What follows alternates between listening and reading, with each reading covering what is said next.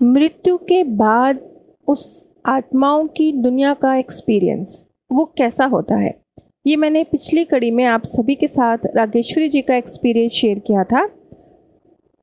आज दूसरी कड़ी में भी मैं आपके साथ रागेश्वरी जी का ही एक्सपीरियंस शेयर कर रही हूँ, लेकिन ये एक्सपीरियंस उनका वो बिगनिंग की अवस्था, वो जिस सुरंग का जिक्र किया जाता है जब एक व्यक्ति अपने प्राण छोड़ता है और उसके बाद जो एक प्रवेश द्वार जो आत्मा लोक से धरती लोक पर खुलता है, उस प्रवेश द्वार का जिक्र किया गया है। उसे मैं आप सभी के साथ डिटेल में शेयर करने जा रही हूँ।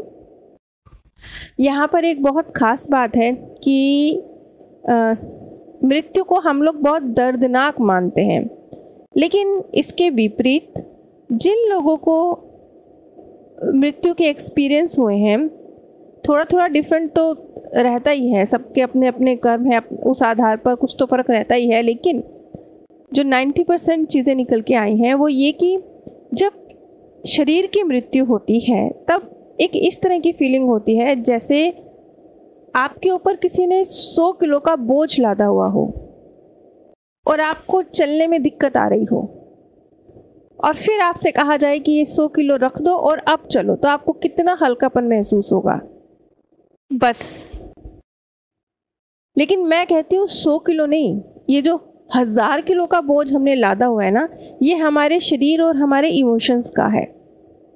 जब ये हल्के होते हैं तो हम फूल समान हल्के होते हैं, एक पंछी समान उड़ते हैं।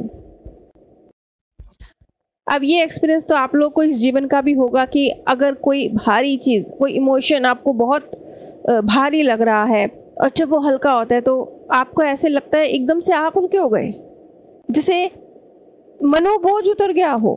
सिर्फ एक कोई चीज़ जो कहीं उलझी है, कोई इमोशन जो कहीं उलझा है, उसके सुलझने से ही ऐसी स्थिति क्रिएट हो जाती है। तो सोचिए जब शरीर छूटता है तब किस तरह का एक्सपीरियंस होता होगा। वो जो अधिकतर लोगों का एक्सपीरियंस रहा वो ऐसा ही है जैसे किसी के ऊपर से 100 किलो का बोझ उतार दिया गया हो और अब उसे चलने को कहा जा रहा हो।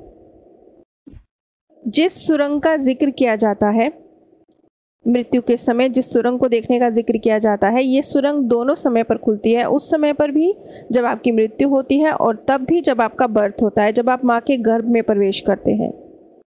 फर्क इतना होता है कि जब आप माँ के गर्भ में, उस सोल वर्ड से माँ के गर्भ में आते हैं तो ये प्रक्रिया बहुत तेज होती है, क्योंकि इस चीज़ का वर्णन कुछ लोगों ने ऐसे किया है जैसे बस जैसे कोई आप किसी फिसलते हुए झूले से बहुत तेजी से ऊपर से नीचे गिर रहे हैं, इतना तेज एक्सपीरियंस होता है। बहुत तेज गति से सोल वर्ड से माँ के गर्भ में प्रवेश की प्रक्रिया बताई है, लेकिन जब वापस लौटने की प्रक्रिया होती है तो उसमें सबका अलग अलग एक्सपीरियंस है।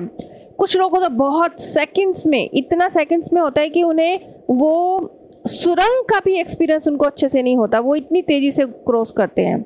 लेकिन ये बहुत कम है, ऑलमोस्ट नहीं के बराबर। क्यों? क्योंकि ये वो आत्माएं होती हैं जो बहुत जन्म ले चुकी हैं, जिन्हें मृत्यु का लेश मात्र भी डर नहीं है, जो इस प्रक्रिया से वाकिफ हैं, जिन्हें हम विकसित आत्माएं कह सकते हैं। ये उस कैटेगरी की होती हैं।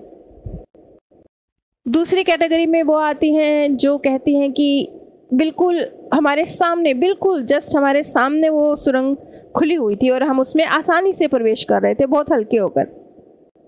ये आत्माएं भी आसानी से ही प्राण छोड़ने वाली होती हैं। अधिकतर वो जो एक पूरी उम्र जीती हैं, नाती पोते होते हैं, बड़ी उम्र की जीवन से सेटिस्फाई हैं, 80-90 साल की ज़िंदगी जी है, उन लोगों के साथ ये होता है।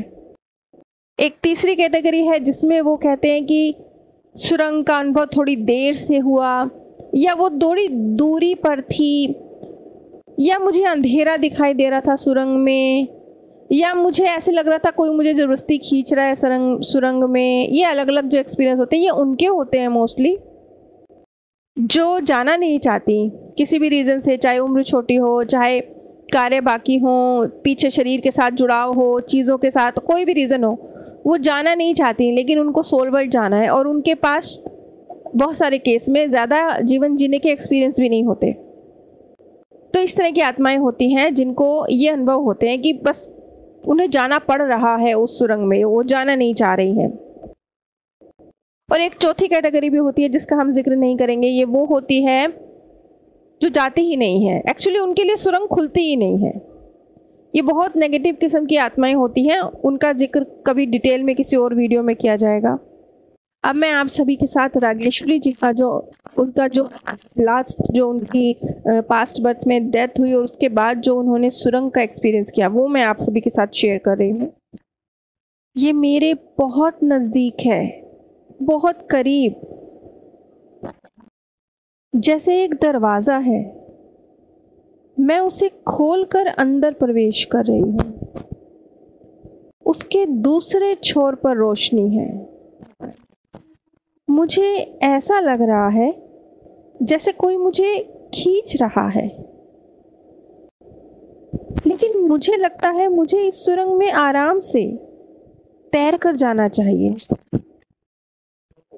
जैसे जैसे मैं इस सुरंग को पार करती जा रही हूँ, दूसरे छोर पर पहुंचती जा रही हूँ, रोशनी बढ़ती जा रही है। रोशनी बहुत बढ़ चुकी है। मैं सुरंग के बाहर आ चुकी हूँ। बहुत शांति है, बहुत शांति। मुझे एहसास है प्यार का, किसी के साथ होने का, बराबरी का, विचारों का। लेकिन ये सिर्फ एहसास है, मैं कुछ भी देख नहीं सकती। ऐसा लगता है कोई मेरे इंतज़ार में है। क्या आपको डर लग रहा है? नहीं, बिल्कुल भी नहीं। बल्कि मुझे ऐसा लग रहा है कि मुझे पता है मैं यहाँ क्यों आया हूँ। कोई मेरे आसपास है, सुरक्षित हूँ। क्या आपके आसपास बादल हैं? नहीं, मेरे आसपास बादल नहीं हैं, लेकिन ये धरती भी नहीं है। यहाँ रागेश्वरी जी ने इस चीज़ का भी जिक्र किया कि उन्हें कितना हल्कापन महसूस हो रहा है, जैसे मनोबोझ उतरा हो।